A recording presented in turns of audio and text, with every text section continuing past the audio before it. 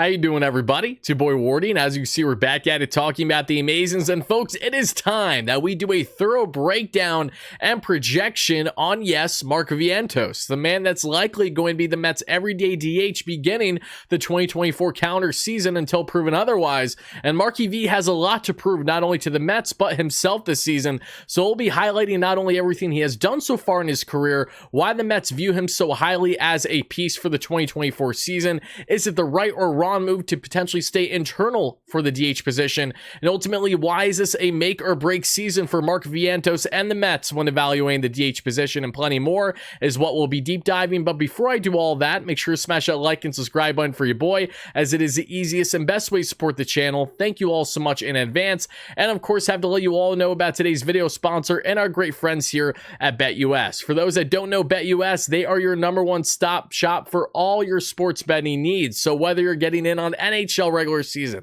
NBA regular season, money line, spreads, parlays, you name it, they got you covered. Of course, if you're going to be involved in this upcoming weekend, Super Bowl weekend sports betting, then of course, check out my great friends at NFL Picks and Predictions. That way you get the best insight and analysis and of course, plays for the upcoming big game for all your sports betting needs. Check them out by, again, clicking that link in the description, and sign up to BetUS today by clicking the link in the description for safe, secure, and reliable sports betting needs. And you also get a 125% boost, not only with your first deposit, but with 3 deposits, as long as you use the promo code JOIN, which stands for JOIN125. Again, that is JOIN125, JOIN125, for your chance to not only deposit and get 125% back right away, but doing it for your first 3 deposits. It is that easy. Check them out. And again, shout out once more to BetUS for being a great sponsor on the channel. But of course, guys, gals, whoever you are, I want to know your initial reactions to Mark Vientos and the prospect of him being the Mets' everyday DH really to begin the season, because I made it very known. You guys, if you've been following the channel, you know very well, Wardy, I am not a huge fan, a lover of the idea to stay in-house for DH, and it has far more to do on the Mets' reluctancy in recent years to properly address the position than it is my faith in someone like Mark Vientos, because we're going to get into shortly how Vientos projects for this upcoming year. And right now, it's pretty solid, all things considered. However, what we also know is that currently there are a couple guys out there in the free agent market that would make a lot of sense for the Mets as short or midterm options for the DH position. Of course, while the Mets may still add a bat at this point in the offseason, the direction currently from all that we're hearing is that it's looking more likely as a guy that would not prohibit Vientos from still getting consistent reps at the DH position. So with the assumption that Marky V is going to be getting plenty playing time rather, to begin the 2024 season, let's get into, okay, why exactly are the Mets doing this? How does he project? And ultimately, what we could expect here? And why is this such a make or break season for someone like Mark Vientos and the Mets?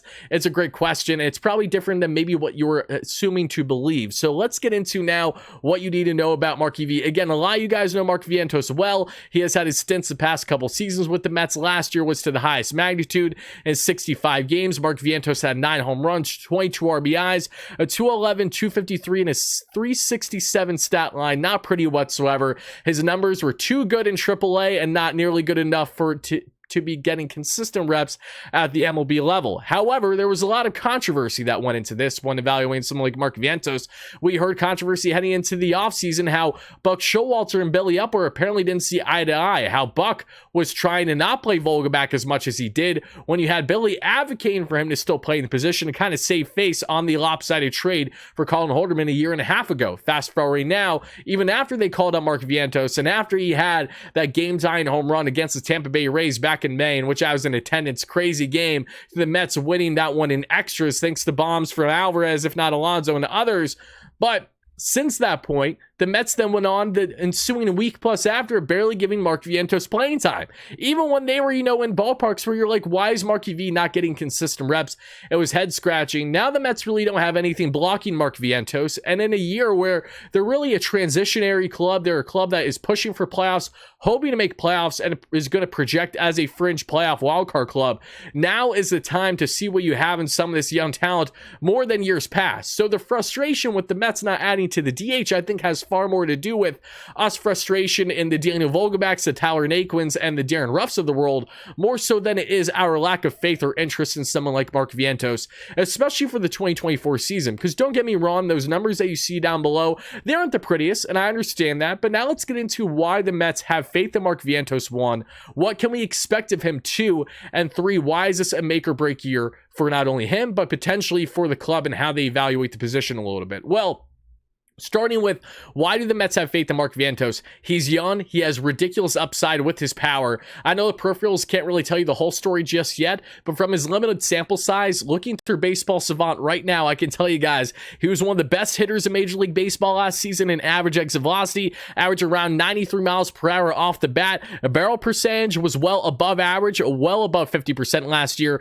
at around 11%, and hard hit percentage was one of the best hitters in Major League Baseball at around 51 or so. So again, lots to like there about Mark Vientos, but what has been his biggest gripes? It has been his consistency, albeit he has had not consistent playing time, and a loopy swing. Something that my former co-host of our previous podcast, Joe Sproul, that many of you guys know, would emphasize a lot. Like Marky V, but that swing is very loopy. So it's shortening that swing a little bit. Obviously, we saw that in stretches at times last year. So far this spring, he's looked great as he's really trying to make himself known as a power bat in this Mets lineup. And for the Mets here, why do they have so much faith? Well, they have a guy that's very young, controllable, pre-arb. They want to see what they have in him. 1, for either trade value reasons, or 2, to potentially be a power bat outside of Pete Alonso. This has been the goal. This has been the expectation to an extent with Mark Vientos from the jump, but he has not been able to put all these tools together. He has a loopy swing. He's very big swing or miss. He really needs to hone down on not only the strikeout rate, but also his ability to command the strike zone.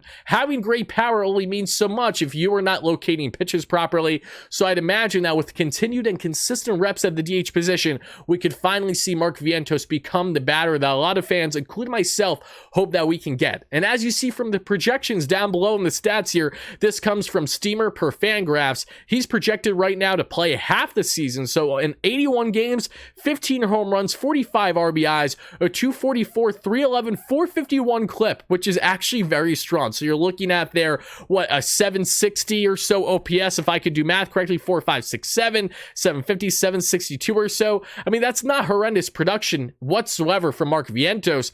But I guess the question is, from the fans, is that enough to get you going? Can Mark Vientos play more than 81 games? Can we get him to play 100 to 120 this year? Will he perform well enough by the deadline to warrant considering him as your everyday DH then? Or will you be trying to acquire a more prevalent, a more prominent name then?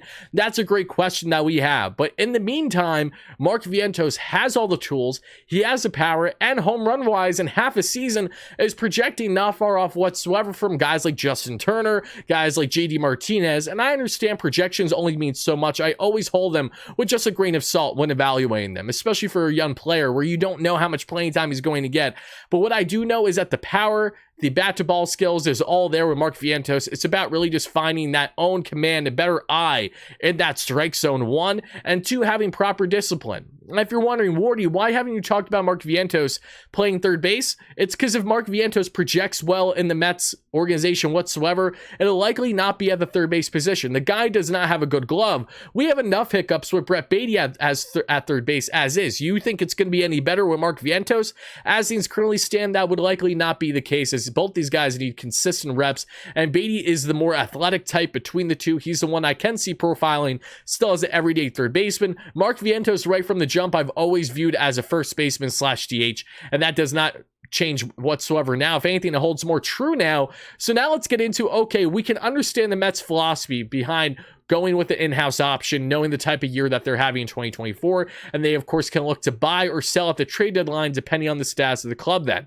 Now let's get into Mark Vientos. Okay, yes, you're going to potentially consider him over others here. Why is this such a make or break year for Mark Vientos? It is in hand with the Mets' lack of production in recent years at the DH. Toying Dom Smith and JD Davis heading into the 2022 season just for that to completely fall on its face. Toying with Daniel Vogelbach and Darren Ruff heading into the 2023 season just for it to fall flat on its face. You see the point I'm trying to make here? The Mets have tried platoons in recent years. It has not worked in their favor. A DJ Stewart and Mark Vientos platoon might be the best that we have seen yet under this new universal DH since the Mets have adopted it.